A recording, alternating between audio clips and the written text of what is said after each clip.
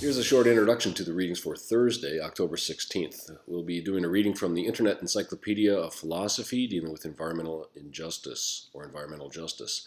The reading for today is a little bit challenging. It's kind of long, but you don't have to read the whole thing with a great deal of detail. In fact, I just want you to look at 4 sections in depth. The first section dealing with the definitions of environmental justice. The second that focuses on environmental racism and environmental justice.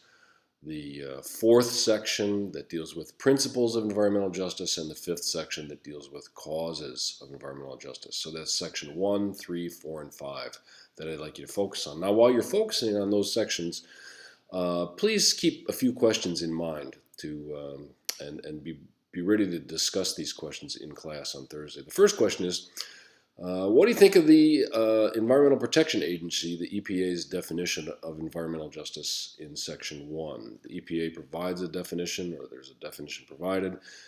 Does that seem sufficient to you? Does it seem overreaching? Is it enough? Is it too much? What do you think? Another question is, how is environmental justice different from environmentalism or the environmental movement?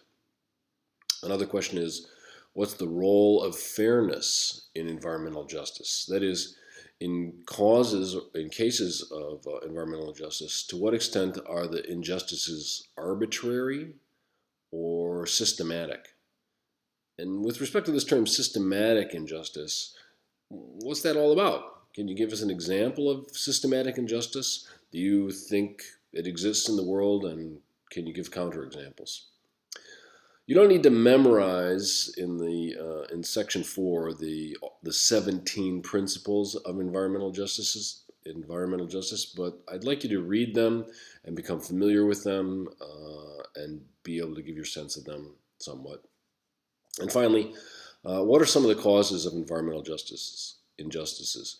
Once we understand the causes, we'll be able to look for solutions. So can you identify what scholars have come to agree on as some of the causes of environmental injustice? Well, I'll look forward to talking with you about these comments and these questions on Thursday.